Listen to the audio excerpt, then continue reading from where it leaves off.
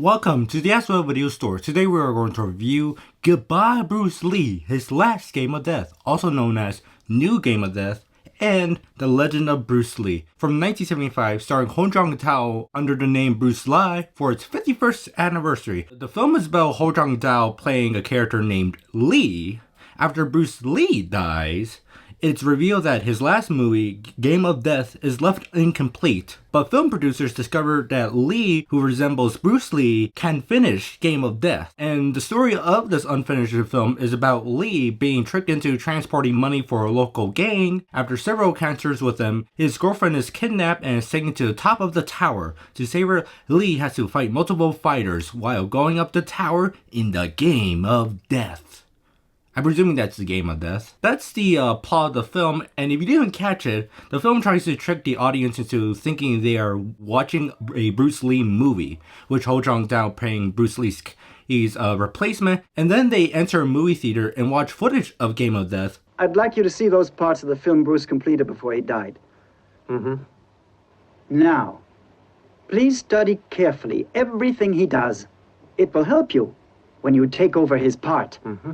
But Ho Chung-Tao is still playing Bruce Lee in the Game of Death footage that they're showing at this movie theater. Also, you could obviously tell they're two different people. Apparently, this trick worked because several audience members at the time thought Ho Chung-Tao was Bruce Lee. This was helped by the US version by re-editing the movie, mainly the first 10 minutes, where we have a 10-minute documentary featuring interviews with Kareem Abdul-Jabbar and talking about like Bruce Lee's history with archival photos, films, to help legitimize this movie. As the movie itself, it's decent. The plot is decent and does have its flaws though. For example, Lee's brother suddenly disappears in the movie and we only know about it because the character starts saying, your brother disappeared. I wonder where he went. Along with the slow pacing of the movie, it doesn't really keep me engaged with it, which is weird because the film is only around an hour and 20 minutes long. I did like the cinematography for the most part, although the cinematography could be better in a few areas. I think they're called anamorphic artifacts. I'm not sure how this film was, filmed, or something that was going on with the camera itself where it's like tilted to the left to the right, or the actors are actually tilted to the left or right, or it's just a weird lens artifact. There's also a scene in the tower where Lee is fighting against a Japanese samurai, and there's a little comedic thing where he's always ducks when the samurai swings his sword, and then he pops up back like right behind him or to the side, and the samurai keeps like swinging his sword. It's done through jump cuts, but it's not really well done jump cuts. I'm assuming maybe that's because when they were filming it, they didn't get the exact moves or the actors weren't perfectly still, so you can obviously tell. It could have been fixed if you brought the camera a little closer. It will be a better surprise. The cinematography also doesn't help to hide how terrible the tower set is. There's two locations they use for the tower, an actual tower for all the exterior shots, which you could tell it's different because they don't even bother to try and match the windows properly. And it's all like very plain overhead lighting where there's not really distinct shadows. You can't tell where the sun is, which I think it would have been more of an interesting thing to do, sort of like in Bruce Lee's real life Game of Death movie, where there is a spot where the sun is coming through and all that, and does affect the shadows within the tower itself. Of course, we're not watching Bruce Lee's Game of Death, we're watching Goodbye Bruce Lee, his last Game of Death. So the lighting is not really great for that tower set. The one thing that really bothers me is the sky. Like the shadows of the fence of the tower are like overlapping on the sky background. Despite the flaws, I do think the fighters in the most part are actually quite creative. In the US version, they do cut out one fighter, which was a African-American boxer. My favorite thing about the movie is probably the soundtrack, which features stolen James Bond music. Oh my God. But also its own original music track, King of Kung Fu, which is part of one of the best theme songs for a Bruceploitation movie. He's the king of kung fu.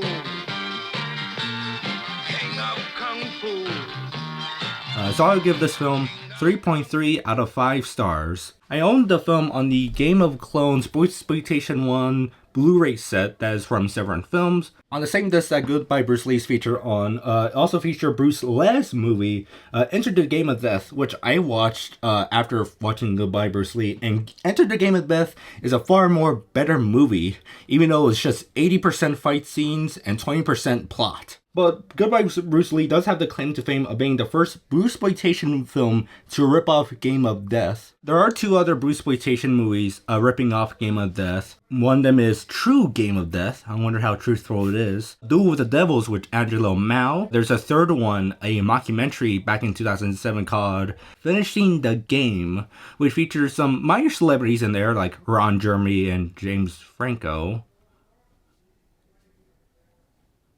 Doesn't sound like an appealing movie to watch now. Back to topic on the Blu-ray set, there are some cool bonus features. There's an audio commentary with Frank Jang, which is very informative on the people who worked on behind the movie and all that. Chris Poggiali appears later in the film, mostly commentating the actual tower set piece of the film.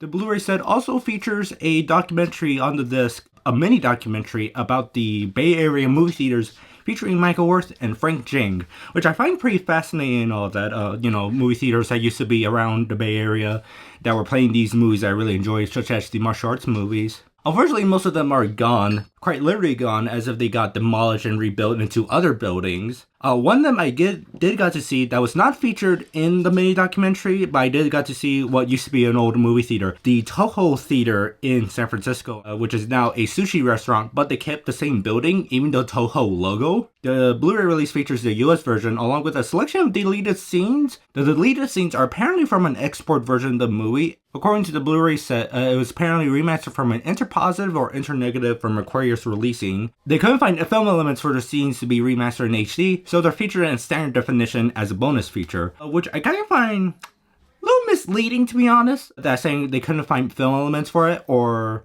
there is something that is going on which I do not understand. The movie was actually released in Hong Kong by Shaw Brothers. They didn't produce the movie, but they only just distributed in Hong Kong, which is similar to what they did with the Saponte-san's Hanuman movies, Blood of the Sun. Goodbye Bruce Lee was produced by the Yun Film Company, and this was apparently their only movie. And apparently this Hong Kong version of the film was still a part of the Shaw Brothers library when Celestial Pictures bought it, and it was actually remastered and released on DVD in Hong Kong. So there's a Mandarin version of the movie floating out there that features more scenes that are not featured in the deleted scenes of this Blu-ray set, but visually a good looking master, and features more scenes that are not in the export version. So I'm suspecting there might be some licensing issues that prevent from those extra scenes or that Hong Kong version being featured in the Blu-ray set. Mike Worth did talk about that in an interview. He heard people complain that there isn't any alternate audio tracks, and that was also because of licensing issues, which is unfortunate because this is probably like the best Blu-ray release of the film, or the best release in general.